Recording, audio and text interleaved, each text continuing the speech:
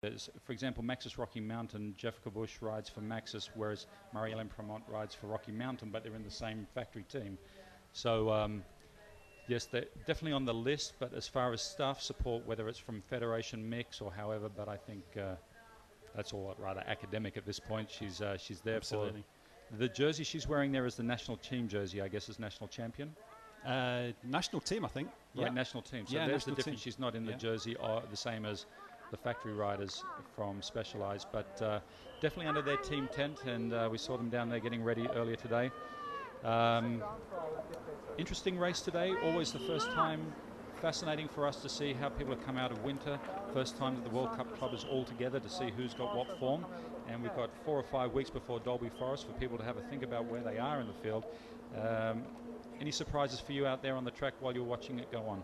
Just that first lap, I think Bressette was very good. I think she took the race out, and it was good to see her kind of moving on from last year. And I think I agree totally. The first race is great. It's just seeing how people have wintered, and everyone has a different strategy and a different idea on when to rest and which races to do in the kind of February, March, April time leading into the World Cups. And it's great to see it all shake out, and I think it'll change again between now and Dolby. It's still relatively early in the season, and a lot of teams and riders have had some big travels with continental championships for some of the Americans, and then Seattle last week, and then the Americans that did Seattle have to travel over here, which is quite rigorous. So I think once it settles down a bit in the next 2 or 3 weeks, and we've got some more C1 and C2 races between now and Dolby and Offenburg, I think these girls are racing now, but they're still going to be racing in October at Roc d'Azur and World Championships in September. So it's hard to keep on the gas the whole season. So they've all got a different idea of when they want to be in shape, and they've all got Olympic qualification for their own country and then their own individual qualification at the back of the mind. And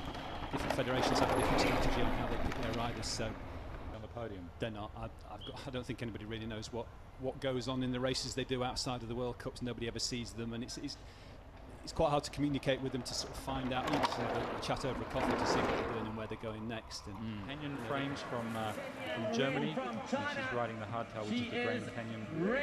There's Ren Chengwan now coming through at the end of lap 3, and 2 laps to go, or 2 laps to go now. So the start loop was counted, is that as a lap?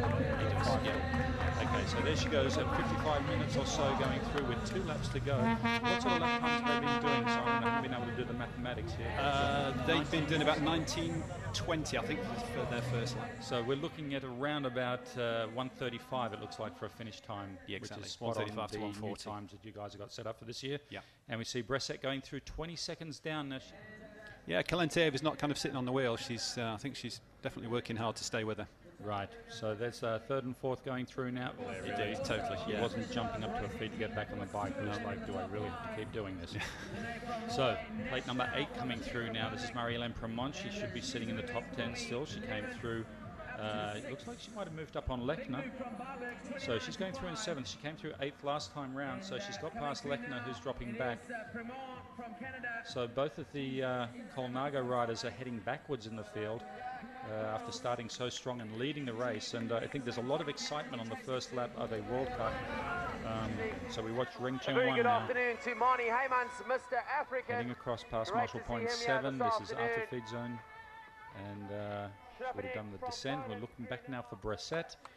And Bressette quite a distance back. I think that 20 seconds has gone out even further, perhaps. A little bit, 20-25. Yeah, so have another look at someone back markers. This is Annika Beerten, the 4-cross winner from last night. The 4-cross round winner, round 1 winning 14 rounds now in her career. And she's moving across the cross-country, riding for the Milka Trek team, the Bart Brentjens program. And she came through. I mean, she's not doing too badly at all. She's going to move over to cross-country full-time in the future. But she's sitting behind Sanders from South Africa. I think that's great. I've got so much respect for her to do that the day after the 4-cross. Yes. She's a 4-cross specialist, and I think it's full credit to her for taking on cross-country. And the Chinese rider on the Specialized bike sitting in first place, but this is an under-23 rider. As I mentioned at the start of the race, it's been a long time since we've seen an under-23 rider really in contention for a win. You'd have to go back to the men's racing of Cadel Evans and Miguel Martinez in the late 90s when that took place. And in women, I really don't recall that ever happening. So, except for last year, there were 3 podiums there for Julie Bressette, but she really wasn't on for a win. She was definitely fighting for the 4th, 5th place. She picked up, I think it was 2 4th places and a 5th last year. And the yellow plate there of Ren Cheng 1, as Simon Byrne explained, for the #1 ranked team is Specialized. She's looking very determined. Now, her numbers come unpinned there. I don't think that's a fall. I think that might just be the wind having got under it and undone the pins. So Ren Cheng 1, I can't see any dirt on her back. And Julie Brissett, has to be said, the better climber of the two, but she's also pretty handy in the technical sections. Now, she's got to think very much about how much energy she expends on these last laps, because she does have two very experienced World Cup riders chasing her down, 3 in fact, with Kalentieva, Pendrell and Lenny Byberg.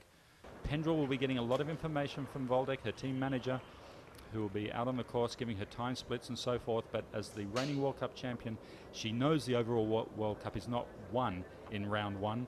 You have to see where everyone's at and get some solid points in the bag.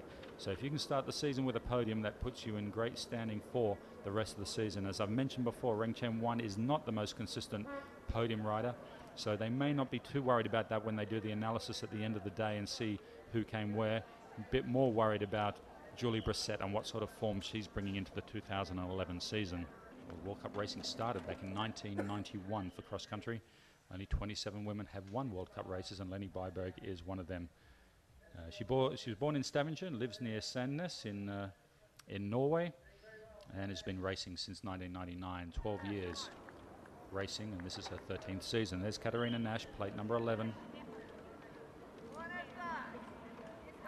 Katarina Nash had a strong result, had some strong results last year.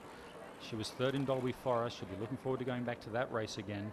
And she had 2 fifths, so 3 podiums last year. The 2 fifths came in Val di Sole and the Champri World Cup. So, well, stopping there on the side of the track. So she's got some issue there with her Obeya Alma. So she's looking there on the hardtail bike, trying to find out something obviously in the rear drivetrain we can't quite see. But she's having to take that rear wheel out. Is it a puncture? Yes, she's rolled a tyre there. So she's running Maxxis Aspen tyres, and she's running a very narrow one, 2.0, and she's having that look like it's a puncture. Definitely the tyre was off the rim when she took that off, so she's blown it off, and now she has to try and do that herself. She's opting not to get round to the tech zone. We can see now all the main runners getting past. She's going to lose a lot of valuable points and positions now, as we see Esther Seuss, plate number 5, go by. Perfect for a mechanic to have riders who are on very, very similar setups, and all 3 of them running the same gear ratios and so forth going into this race. I think it's only Katarina Nash who runs the XTR trail version of the brake lever so that she can adjust the brake pressure, but the rest of them running the typical brand new XTR on their bikes. So here's our leader. This is Ren Cheng 1, plate number 47, and that's probably one of the lowest number plates that's been at the front of the World Cup with a lap to go, and obviously shows that you can come from the back. She would have been on the very back row because well, there was only 11 riders behind her, so second last row she would have been on the grid, and she's come way up very early as Willow Kerber spotted her very early up into the lead, and right now really taking it to the rest of the field as Julie Brissett drops down. The gap last time through at the end of lap 3 between our leaders was 20 seconds. I feel that has gone out quite a bit. We can see the team manager Bobby Behan from Specialized doing some splits there, and he's in the blue shirt checking where the next riders are. We'll be watching for Lenny Byberg to come through to see if she's moved up on 3rd and 4th. So we'll be looking now for Pendrell and for Kalentieva, but we think that Kalentieva may now have made a move on Pendrell. Last time we saw them, Kalentieva was making a bit of an attack on the climb, and I think she was really holding something back and waiting for this second last lap to make a move on a climb. And we'll see if that's exactly what's transpired as they come under the bridge, and see if it's the white and red and blue colours of the national champion of Russia, or the colours of Catherine Pendrell riding for the Lunapro team. So right now, here we are now in the quarry. This looks like it is Kalentieva just coming through now.